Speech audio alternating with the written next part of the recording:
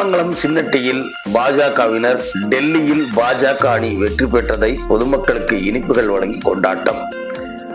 டெல்லியில் வெற்றி பெற்றதை கொண்டாடும் வகையில் கிருஷ்ணகிரி மேற்கு மாவட்டம் தேன்கனிக்கோட்டை வட்டத்திற்குட்பட்ட கிளமங்கலம் சின்னட்டியில் பாரதிய ஜனதா கட்சியின் கிருஷ்ணகிரி மேற்கு மாவட்ட உள்ளாட்சி மேம்பாடு பிரிவு மற்றும் முன்னாள் ஜக்கேரி ஊராட்சி மன்ற தலைவர் ராஜேஷ்குமார் தலைமையில் பட்டாசுகள் வெடித்து பொதுமக்களுக்கு இனிப்புகள் வழங்கி டெல்லியில் பாஜக வெற்றி பெற்றதை கொண்டாடினார்கள்.